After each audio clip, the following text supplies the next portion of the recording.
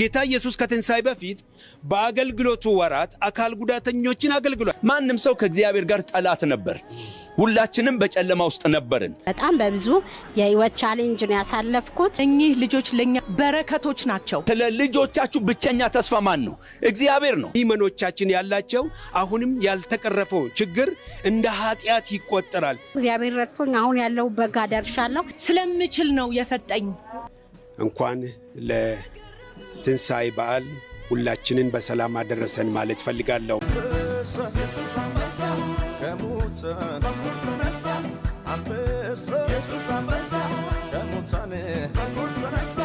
እንኳን አደረሳችሁ። ዛሬ የኢየሱስን ትንሣኤ ልናከብር ከናንተ ጋር መተናል። በጣም ደስ ብሎናል። ዛሬ ኢየሱስ ተነስቷልኛ እንደተናገረው ስለተነሳ እኛም ደግሞ ከናንተ ጋር የኢየሱስን ትንሣኤ እያበሰርን አብረናችሁ እንቆያለን። ብርሃን ሾው ከህይወት ቲቪ ነው የመጣ ነው። የህይወት ቲቪና ብርሃን ሾው ልዩ የሚያደርገን በኢትዮጵያ የመጀመሪያው በአካል ጉዳተኝነት ላይ የሚሰራ የኢቫንጀሊካል ወንጌላዊ የሆነ ቴሌቪዥን ጣቢያ ነው። እኛ ምንለው ሁልጊዜም ኢየሱስ ስለኛ ግድ ስለሚለው ስለ አካል ጉዳተኛ ስለ ልጆቻችሁ ስለኛም ግድ ስለሚለው ቤተክርስቲያንም ግድ እንዲላት እየሰራን የምንገኝ ጣቢያ ነን እና በዚህ ላይ ቤተክርስቲያን በጣም ትኩረት አድርጋ እንድትሰራ ስለ ኢየሱስ ትንሣኤ ስለ መወለዱም ስለ እያንዳንዱም ነገር ለአካል ጉዳተኞች እንድታበስር ዛሬ ደግሞ ከናንተ ጋር የኢየሱስን ትንሣኤ ስናከብር እዚህ ድረስ ቴሌቪዥን ጣቢያ ይዘን የመጣ ነው። ይገባቸዋል። እነዚህ ወላጆች ይገባቸዋል። የትንሣኤን በዓል ያከበሩ ከኛ ጋራ ሁሉ ሚዲያ እንዲያቸው ይገባቸዋል ብለን ትኩረት ሰጥተን የመጣ ነውና ህይወት ቲቪን በዚህ ልናመሰግናቸው ስለ አካል ጉዳተኛ ግድ ስላላቸው ልናመሰግናቸው በጣም እንወዳለን። ተባረኩ በሏቸው፣ አጨብጭቡና።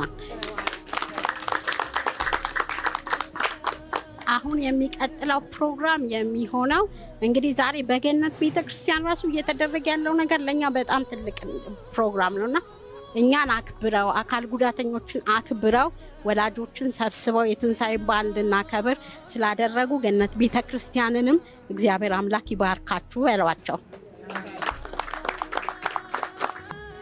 ስለዚህ ዛሬ የትንሣኤን በዓል እያከበርን ነው ከናንተ ጋር በጣም ደስ ብሎናል። እኛ እዚህ ስለተገኘን እግዚአብሔር ይባርካችሁ። ገነት ቤተክርስቲያን የልጆች ክፍል ይሄንን ፕሮግራም ስላዘጋጃችሁልን በጣም እናመሰግናችኋለን። እግዚአብሔር ይባርካችሁ።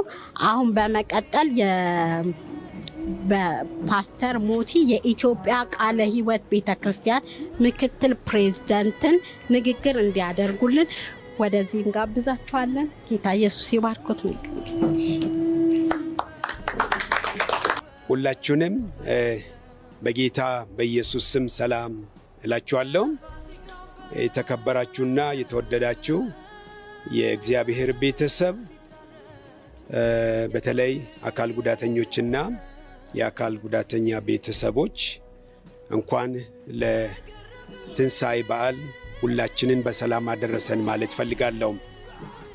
በመቀጠል ከአዲስ አበባና አካባቢው ክልል ጽሕፈት ቤት የተገኛችሁ ከቃለ ሕይወት ቤተክርስቲያን ብርሃን ሾውና ሕይወት ቲቪ የኢትዮጵያ ገነት ቤተክርስቲያን ከአጥቢያ የመጣችሁ መሪዎች እንዲሁም የአካል ጉዳተኛ ቤተሰብና አካል ጉዳተኞች እንዲሁም ከገነት ቤተክርስቲያን ውጪ ደግሞ በዚህ ቦታ የክብር እንግዳ ሆናችሁ ግብዣ ደርሷችሁ በዚህ ቦታ የተገኛችሁት ሁላችሁም እንኳን በደህና መጣችሁ ማለት እፈልጋለሁ።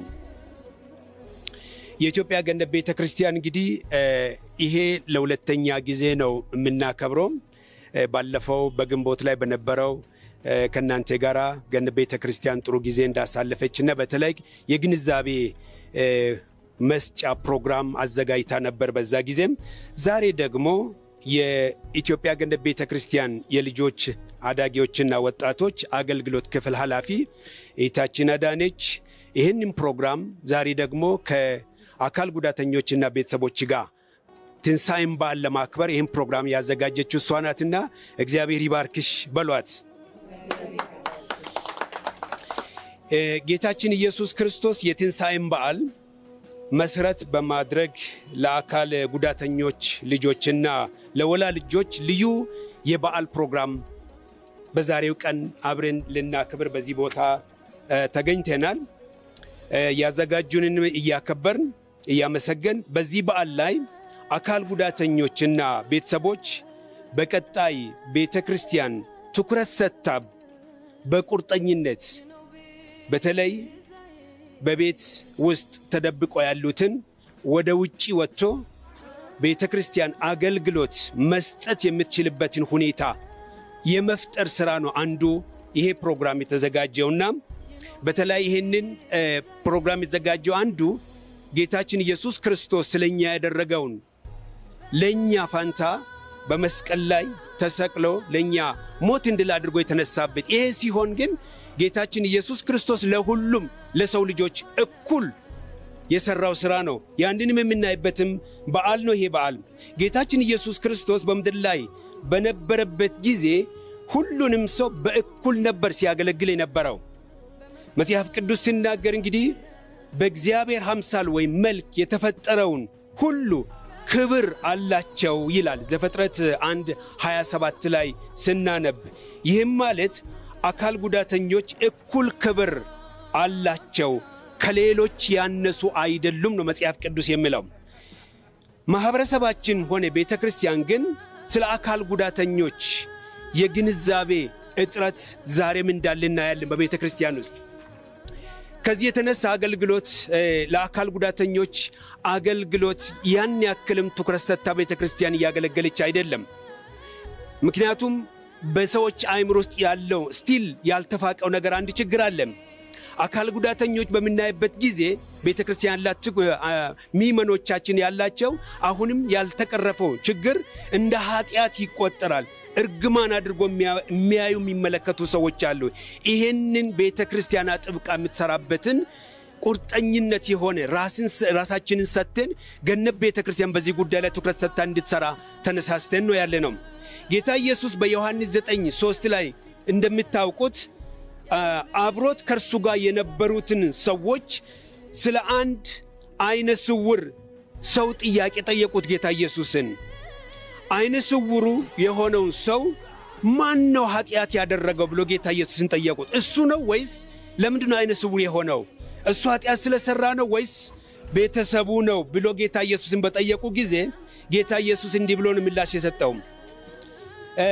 የእግዚአብሔር ሥራ በርሱ እንዲገለጥ እንጂ አካል ጉዳተኛው ኃጢያት ወይም ቤተሰቡ ሰርቶ አይደለም። የጌታ ክብር በሱ እንዲገለጥ ነው እንጂ ኃጢያት አይደለም አካል ጉዳተኝነት፣ እርግማንም አይደለም አካል ጉዳተኝነት። ዛሬ ግን ማህበረሰባችን ከዚህ ከተሳሳተ እርምት ወስደን እንድንመለስ መጽሐፍ ቅዱስ ዛሬም ይናገረናል። ጌታ ኢየሱስ ከትንሣኤ በፊት በአገልግሎቱ ወራት አካል ጉዳተኞችን አገልግሏል። ይህን ታውቁታላችሁ መጽሐፍ ቅዱስ። ብዙ ጊዜም ኢየሱስ አይነ ስውራንን ፈውሷል፣ ሽባዎችን ተርትረዋል፣ በእግር እንዲሄዱ አቁሟቸዋል፣ ድንቆሮችን አድነዋል። ማቴዎስ 11:5 ላይ ደግሞ ኢየሱስ ከአካል ጉዳተኞች ፍጹም አልራቀም፣ ይወዳቸውም ነበር፣ እንዲሁም ያከብራቸውም ነበር ጌታ ኢየሱስ። እኛም ዛሬም አካል ጉዳተኞችን ሆነ ቤተሰቦቻቸውን ልንወዳቸው፣ ልናንከባከባቸው፣ ልናከብራቸው፣ ልንጠብቃቸው የቤተ ክርስቲያን ኃላፊነት ነው፣ የአገልጋዮች ኃላፊነት ነው። ስለዚህ ትንሣኤን ስናከብር ሁል ጊዜ ጌታ ያደረገልንን ማሰብ በድርጊት ማሳየት ይጠበቅብናል። ሉቃስ 14:13 ላይ አንድ ነገር አለ። ትንሣኤ ስናስብ አካል ጉዳተኞችና ቤተሰቦቻቸውም ቤተክርስቲያን ማስታወስ ይጠበቅባታል። በዚህ ክፍል ላይ በተለይ ሉቃስ 14 ላይ ሄዳችሁ ስታነቡ አንድ ነገር ታገኙታላችሁ። አንድ ሰው ወደ ግብዣ ሰዎችን ጠራ። የጠራው የምጠራቸው ደግሞ የሚገርማችሁ ብድራትን መመለስ የማይችሉትን ነው። ነገ እከሌን ቢጠራና ባደርግለት ይመልስልኛል ሳይሆን መመለስ የማይችሉትን ብድራትን መመለስ የማይችሉትን ነበር የሰበሰባቸው። ይሄ ሰው ወደ ግብዣው ተጠሩላል። እነርሱም አካል ጉዳተኞችና አይነ ስውራን እንደነበሩ መጽሐፍ ይናገራል። እኛም ዛሬ ብድራትን መመለስ የማይችሉትን ልንጋብዛቸው ልናከብራቸው ልናግዛቸው ይጠበቅብናል። በተለይ ይህንን የትንሣኤን በዓል በምናከብርበት ጊዜ በተለይ በዚህ በ2018 ቤተክርስቲያን ለየት አድርጋ ብታስበው ብዬ አስባለሁ። በዚህ እንደው መልእክቴን ማስተላለፍ ፈልጋለሁ። ቤተክርስቲያን ለየት ባለ በተለይ አካል ጉዳተኞች የት ነው ያሉት፣ ሚመኖቻችን የት ነው ያሉት ብለን ብንፈትሽና ብዙ ነገሮችን ማግኘት እንችላለን። እግዚአብሔር ደግሞ እሱን ነው የሚፈልገው። ዛሬ ተደብቆ በቤታቸው ውስጥ የተቀመጡት አሉ። እነዛን የማበረታታት ወደ ቤተክርስቲያን ልጆቻቸው እንዲያመጡ የመስራት ኃላፊነት አለብን። ስለዚህ በዚሁ አጋጣሚ ትንሣኤን በዓል በምናከብርበት ጊዜ እነዚህን ወገኖቻችን ታሳቢ ብናደርግ ማለት እፈልጋለሁ። ይህንን ባደረግን ጊዜ መጽሐፍ ቅዱስ እንደሚናገረው ብፁዓን እንባላለን። መጽሐፍ ቅዱስ ነው ያለው። በጻድቃንም ትንሣኤ ይመለስልናል። ወገኖቼ እግዚአብሔር ያደረግነውን ይመልስል ስለማይመልሱልን ከእግዚአብሔር ዘንዳ ግን ብድራትን እንቀበላለንና ቤተክርስቲያንን እንድታስብ ማሳሰብ ፈልጋለሁ። ዛሬ በዚህ ቦታ የተገኘ ነው ሁሉም የጌታን ትንሣኤ ከወገኖቻችን ጋር ለማሰብ ተጠርተናል። ስለሆነም በሚቀጥለው የጌታ ትንሣኤ በዓል ወገኖቻችንን ታሳቢ ያደረገ በዓል ይሆንልን። ለአካል ጉዳተኞች ክብርና ቦታ ይንስጥ። በእኩል ዓይን እንመልከታቸው። ኢየሱስ እንደወደዳቸው እኛም ፍቅራችንን በተግባር እናሳይ ማለት ፈልጋለሁ። ወገኖቼ እንግዲህ ከዚህ በኋላ ከነሱ ጋር መቆም እንዳለቅ እኛ እንደ ቤተክርስቲያን እንደገና ቤተክርስቲያን ትኩረት ሰጥተን ለመስራት ተዘጋጅተን ተነስተናል። ሌሎችም በዚህ ጉዳይ ላይ እንዲሳተፉ ለማበረታታት እንፈልጋለንና በዚሁ መሰረት ቀሪው መርሃ ግብሮቻችንን ጌታ ይባርክልን። ቦታውን ያመቻቹልን ደግሞ የአየር ጤና ገነት መሪዎችን እጅግ አድርጌ አመሰግናለሁ። እግዚአብሔር ይባርካችሁ። አመሰግናለሁ።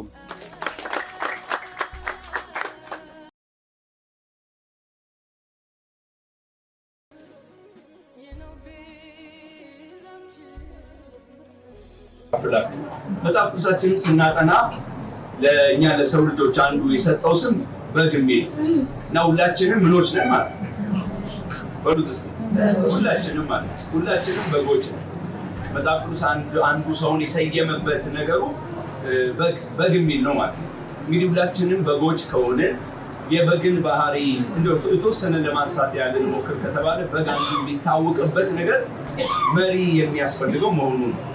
ስለዚህ በዚህ ያለን ሁላችንም በግነን ብለን ካመንን ጌታ ኢየሱስ ክርስቶስ ለኔም ለናንተም እውነተኛ ምንድነው? እውነተኛ እረኛ ነው። ምንድነው እውነተኛ እረኛ ያሰኘው ከተባለ ራሱን ነፍሱን ስለኛ አሳልፎ ምን ያለ ስለሆነ የሰጠ ስለሆነ ነው። መጽሐፍ ቅዱስ ደግሞ ይህንን በሚመለከት ሲያስረዳን ወዳጆቹ ስለሆነ ስለምንመቸው ጥሩ ባህሪ ስላለን ለሃይማኖት በጣም የቀረብን ስለሆነን አስተሳሰባችን በጣም በጥሩ ሁኔታ የተደራጀ ስለሆነ ሳይሆን ጠላቶች ሳለን ነው የሚለው።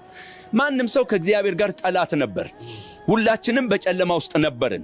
ማናችንም ብንሆን ለእግዚአብሔር ከሚቀርብ ሐሳብ ይልቅ ለዚህ ዓለምና ለሰይጣን የቀረበ ሐሳብ ያለንን በኃጢአት ምክንያት በአዳምና በሔዋን መተላለፍ ምክንያት ማለት ነው። ግን ደግሞ ሩቅ የነበርነውን የተቅበዘበዝነውን የጠፋነውን አይደል ለጠላት ታልፈን የተሰጠነውን በክፋት የተሞላነውን እኛን ያለ ምንም ቅድመ ሁኔታ ራሱን ሊሰጠን ወደዚህ ምድር ምን ብሏል መጥቷል። ይህን ስሙኝ ባካችሁ ወገኖቼ። እስራኤል በምድር ስትኖር እግዚአብሔርን እየጠየቀች አንዱ የኖረችው ነገር በምን ወደድከን የሚል ነው። በምን ወደድከን፣ ለምን ወደድከን የሚል ነው። ሰው በተፈጥሮ ለምን እንደተወደደ ማወቅ ይፈልጋል አይደል? አሁን እዚህ ያላችሁ እናቶች ማንም ሰው የፈለገ ልጆቻችሁን አይውደድ፣ እናንተ ግን ምን ታደርጋላችሁ? ትወዳላችሁ። ቅድመ ሁኔታ አለው ወይ? የለውም። ምኖች ስለሆናችሁ ነው? እናቶች ስለሆናችሁ ነው። ልጆቻችሁ አንደበታቸውን ከፍተው እኔን የወደድሽበትን ምክንያት ንገሪኝ ቢሉ ልትቆጥሩ አንድ ሁለት ብላችሁ እኮ አትጀምሩ። ከማጸናችሁ ስለወጡ ልጆቻችሁ ስለሆኑ ስለምትወዷቸው። እውነት ውሸት? እውነቱ እሱ ነው። እኛ እንዴት አድርጎ ነው ኢየሱስ የወደደን ብለን ብናስቀምጥ ልንቆጥር የምንችለው መስፈርት የለንም። ጠላቶች ሆነን ሳለን ነው ራሱን ስለኛ አሳልፎ ምን ያለው የሰጠው ማለት ነው። ስለዚህ በዚህ አጋጣሚ እዚህ ላላችሁ እናቶች እንደገና ደግሞ አብራችሁም ለመጡ ልጆች አንዱ ያለኝ መልእክት ኢየሱስ ራሱን አሳልፎ እስከሚሰጥ ድረስ ይወዳቸዋል። ከዚህ በላይ ፍቅር ምንም የለም፣ ምንም የለም። በዙሪያችሁ የሚመጡ ከንቱ ድምጾች ሊኖሩ ይችላሉ። እቤታችሁ ላይ አንድ የጎደለ ነገር እንዳለ ሊሰማችሁ ይችላል። ቅድም እንዳነሱት ፓስተር ለምንድነው እንደዚህ አይነት ነገር በህይወቴ ላይ ማሳልፈው ብላችሁ አእምሯችሁን ልትጠይቁ ትችላላችሁ። እንባሌ አንቃችሁ ይችላል። ተስፋ ልትቆርጡ ትችላላችሁ። እስከ መቼ ነው በዚህ ስቃይ ውስጥ ማልፈው የሚል ስሜት እንደ ሰው ሊሰማችሁ ይችላል። እኔ ግን ዛሬ ለእናንተ መልካም የምስራች አለ። ምንድነው እሱ? በዚህ ሁሉ ሁኔታ ውስጥ ሆናችሁ ያለ ምንም ቅድመ ሁኔታ ራሱን አሳልፎ እስከሚሰጥ ድረስ የሚወዳችሁ ማን አለ? እውነተኛ መልካም እረኛ አለ። እስቲ ኢየሱስ ይወደኛል በሉ። ኢየሱስ ይወደናል። ኢየሱስ ይወደናል። ሁላችንም ገንዘብ ልናደርግ የሚገባው የመጀመሪያው ነገር እሱ ነው። ስለዚህ ለአንድ በግ የሚያስፈልገው እውነተኛ እረኛ ነው ብለን ካልን፣ መውጫ መግቢያውን የማያቅ በግ እውነተኛ እረኛ ያስፈልገዋል ካልን፣ አቅመ ደካማ የሆነ በግ እውነተኛ እረኛ ያስፈልገዋል ካልን፣ የሚያጠቁ ሲመጡ ራሱን መከላከል የማይችል በግ እውነተኛ እረኛ ያስፈልገዋል ብለን ካልን፣ ከጌታ ከኢየሱስ የተሻለ እውነተኛ እረኛ ማናችንም ልናገኝ አንችልም። ምክንያት ራሱን አሳልፎ ምን ብሎናል? ሰጥቶናል ነው አንዱ። እዚሁ ያነበብኩላችሁ ክፍል ላይ ግን ሁለተኛ ምን ያነሳልናል? ይሄ እውነተኛ የሆነ እረኛ ኢየሱስ ራሱን ስለኛ አሳልፎ ሰጥቷል ብቻ ሳይሆን ያውቀናል ይላል። እስቲ አሜን በሉኝ። ምን ይለናል? ያውቀናል። በስማችን ምን ይለናል? ያውቀናል። ያውቀናል። ልጆቻችሁን አሁን ቅድም መጋቢ እንዳሉ ውጪ እንዲታዩ ሁኔታው ላይፈቅድ ይችላል። ሰው ሊያፍር ይችላል። እናንተም ጥያቄ ሊኖርባችሁ ይችላል። ግን በጣም የሚደንቀው ነገር ልጆቻችሁን ጌታ ኢየሱስ በስም ምን ይላቸዋል? ያውቃቸዋል። ምን ስለሆንን? በጎች ስለሆንን ማለት ነው። ስለዚህ አንዱ አስደናቂው ነገር ኢየሱስ ያውቀናል። እውነተኛ የሆነው እረኛ ምን ይለናል? ያውቀናል። ሰው በጣም ከፍተኛ ጥረት የሚያደርገው በምድር ላይ ትንሽ ታዋቂ የሆኑ ሰዎች፣ አቅም ያላቸው ሰዎች አይደለም ቢጠቀሱ ለምሳሌ የሚበቁ ሰዎችን ሲያገኝ አንድ ጊዜ እኮ አብሬ ፎቶ ልነሳ ይላል አይልም እንዴ? ይላል። ምን ለማለት ነው? ይሁሉ አወቀኝ አወኩት ለማለት ነው። እኛ ምንድነው እያነሳን ያለ ነው? የነገስታት ንጉስ ይሆን እውነተኛ የሆነ ኢየሱስ በስም ምን ይለናል? ያውቀናል። አንድ ነገር ባካችሁ ስሙኝ።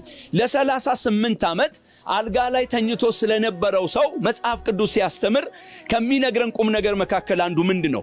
በአመት አንድ ጊዜ ወደ ቤተሳይዳ መጠመቂያ መልአኩ ይመጣና ውሃ ምን ያደርጋል? ያናውጣል። ልክ ውሃው በተናወጠ ሰዓት መግባት የቻለ ማንኛውም መቅደም የቻለ ሰው ከማናቸውም ደዌ ምን ይሆናል? ይፈወሳል፣ ነፃ ይወጣል።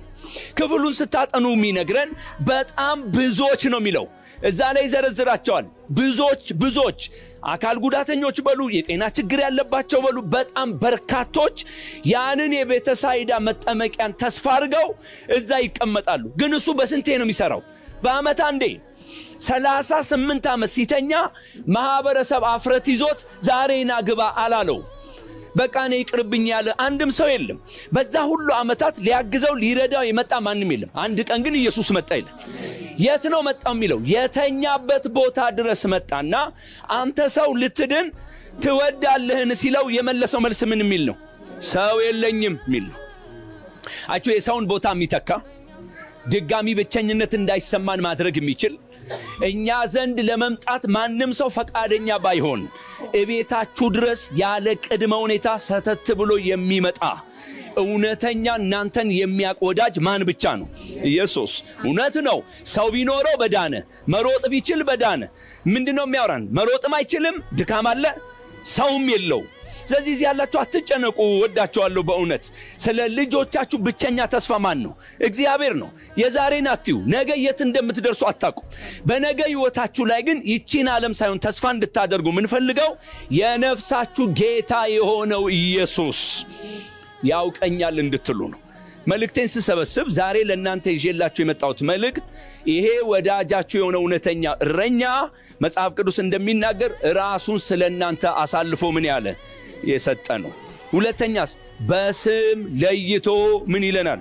ያውቀናል።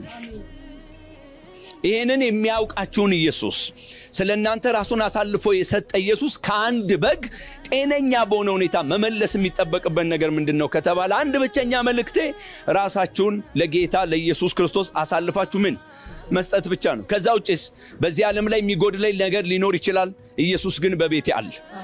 በስም ለይቶ ምን ያውቀኛል ልንል ይገባል። ቁጥሩን ሲጨርስ ገና ደግሞ ከበረት ውጪ የሆኑ አሉኝ አለ አይደለምኛ እሄዳለሁ አለ እጠራለሁ አለ ገና ወደኔ አመጣቸዋለሁ አለ ሁሉም በሱ አንድ ይሆናሉ አለ ማለት ነው።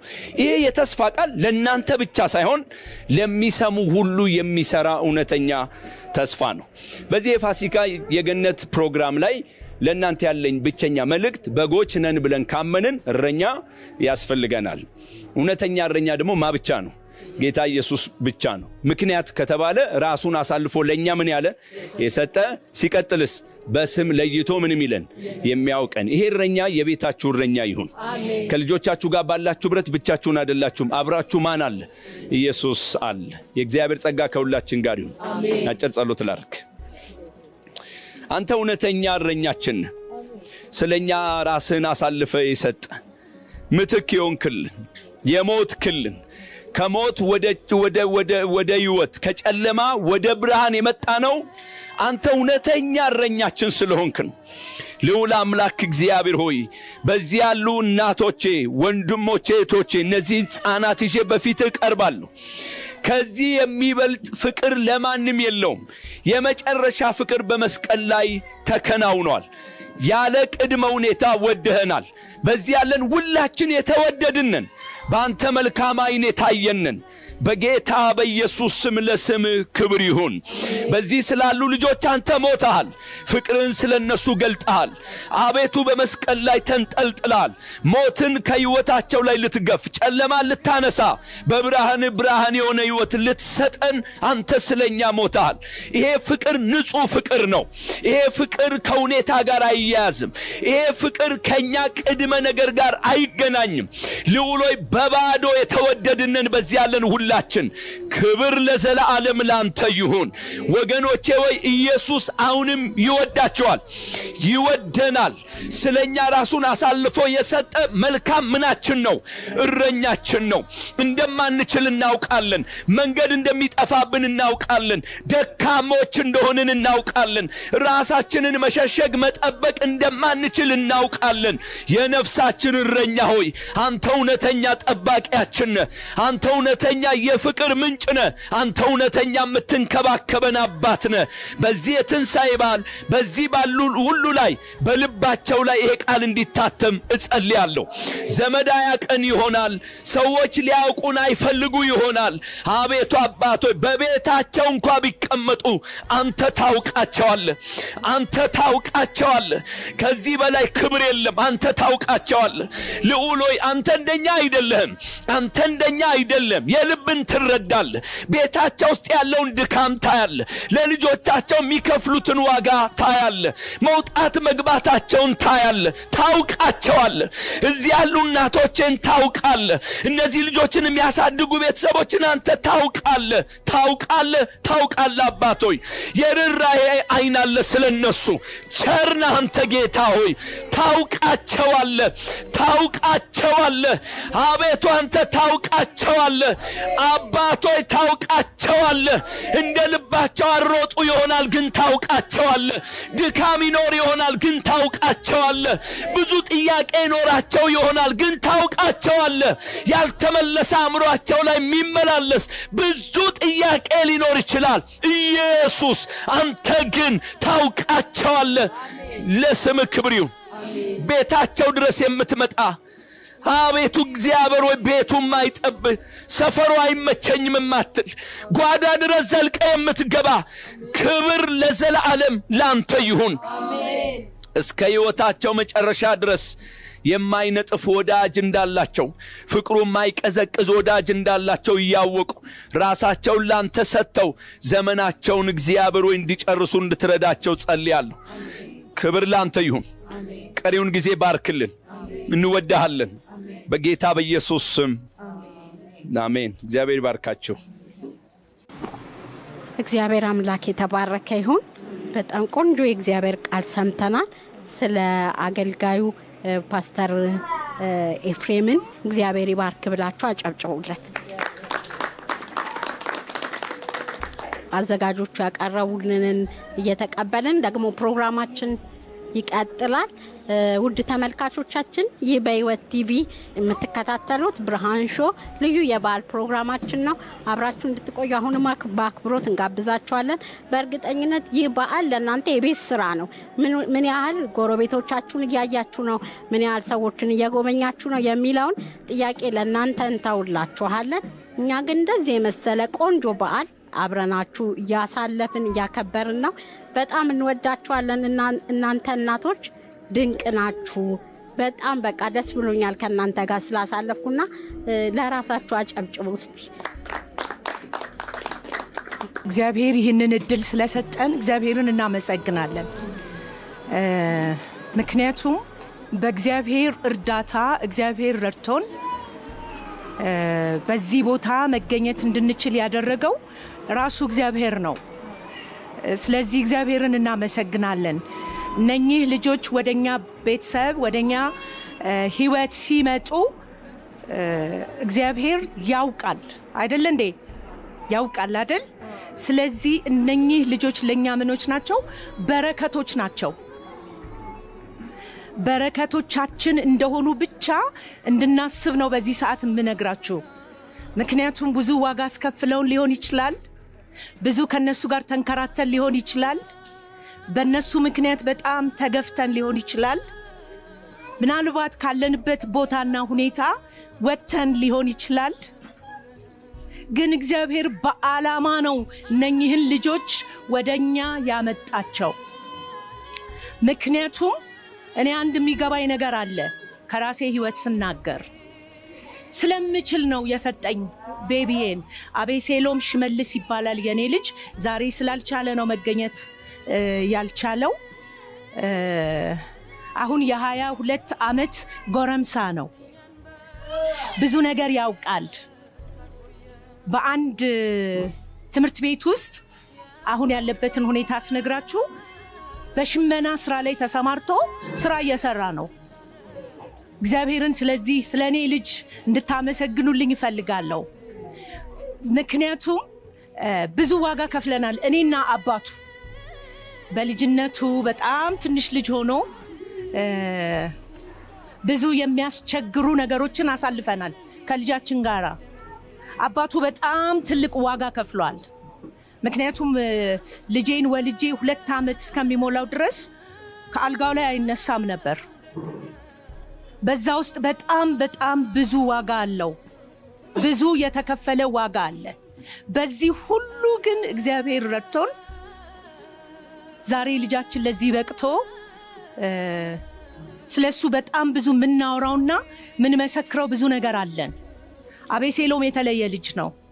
ሌሎች 2 ልጆች አሉኝ። እግዚአብሔር በእነሱ ትልልቅ ስራ እየሰራለ በቤተክርስቲያኔ ውስጥ እዚህ። አቤሴሎም ግን የተለየ ማንነት ያለው ልጅ ነው። ሳሳድገው ዋጋ ከፍያለሁ። ብዙ ስለሱ ማውራት አልፈልግም። ምክንያቱም እግዚአብሔር ስለረዳኝ፣ እግዚአብሔር ስላገዘኝ፣ እግዚአብሔር ከኔ ጋር ስላለ ልጄን ማሳደግና እዚህ ጋር ማድረስ ችያለሁ። ብዙ መገፋት አለ። እሱን ማውራት አይጠቅምም። ለወላጆች ግን ለእናቶች የምመክራችሁ ምክር አለ። እግዚአብሔር ከናንተ ጋር ነው። እውነቴን ነው የምላችሁ። እነኚህን አይነት ልጆች ለናንተ ሲሰጥ ስለምትችሉ ነው። ምናልባት የማይችሉ ልጆች የማይችሉ እናቶች ላይ እነኚህ ልጆች ቢወድቁ በጣም መጥፎ ይሆን ነበር። ስለምንችል እግዚአብሔር ሰጥቶናል። እነኚህ ልጆች በእርግማን አይደለም ወደኛ የመጡት። በጣም እንድታውቁ ምፈልገው ምናልባት ኃጢያተኞች ስለሆነን አልመጡም ወደኛ። እግዚአብሔር ግን ዓላማ ስለለው ወደኔና ወደናንተ እነኚህ ልጆች አምጥቷል። ስለዚህ ልጆቻችን በረከቶቻችን ናቸው። በመንገድ ተገፍታችሁ ሊሆን ይችላል። ሰዎች ሲያዩዋችሁ ደንግጠው ሊሆን ይችላል። ልጆቻችሁን ይዛችሁ ስትሄዱ በተለያየ ቦታ እኔ ያየሁትን ነው የምነግራችሁ። የሚያውቁኝ ጓደኞቼ ፊታቸውን አዙረው የሄዱበትን ጊዜ አስታውሳለሁ። ያንን ልጄን ይዤ ሲሄድ እሷ ናት እንደ የዚህ ልጅ እናት ተብዬ አውቃለሁ። ግን ምንም የሚያሳፍሩ አይደሉም። ከማናቸውም ልጆቻችን በላይ የሚያገለግሉ ናቸው። ምናልባት ንጹህ ናቸው። በውስጣቸው ትልቅ ፍቅር አለ። ለማንም ያልተሰጠ ንጹህ ፍቅር። እውነተኞች ናቸው። ውሸትን አይወዱም እነኚህ ልጆች። ስለዚህ ልትንከባከቧቸው፣ ልትወዷቸው፣ ፈጽሞ ላታፍሩባቸው ይሄንን መልእክት ነው ማስተላለፍ የምፈልገው። ስለዚህ ለወላጆች አንድ ነገር እንዲደረግ ነው ይፈልጋለሁ። በጣም ይቅርታ። ከዛ በፊት ግን በገነት ቤተክርስቲያን አስተባባሪዎች አዶ የኔ ልጅ ናት። ስለሷ ጌታን አመሰግናለሁ። እዚህ ጋር ላደረሳት ለእግዚአብሔር ክብር ይሁን።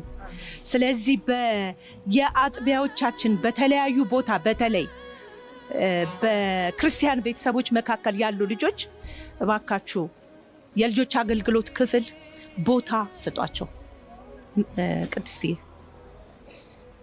በየቤተ ክርስቲያኑ መድረክ ላይ ብታወጧቸው በጣም የሚደንቅ ታለንት አላቸው። አሙዬ እዚህ ጋር አለ።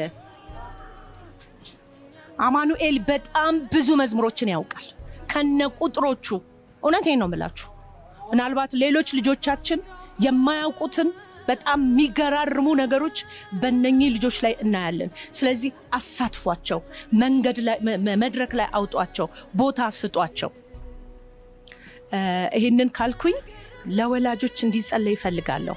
ለምን እነኚህን ልጆች ለማሳደግ ምናልባትም እነኚህ ልጆች በህይወት እስካሉ ድረስ የሚከፍሉት ዋጋ አለ።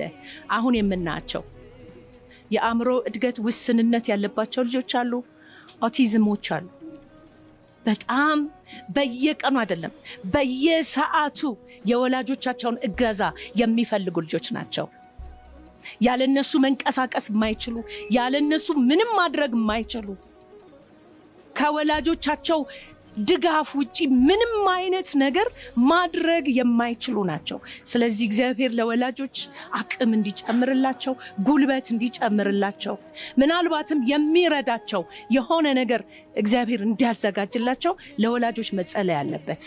ምክንያቱም ያደክማል። እውነቴን ነው የምላችሁ፣ ያደክማል። ምናልባት የኔ ልጅ ያለበትን ሁኔታ መንገር አስፈላጊ አይደለም።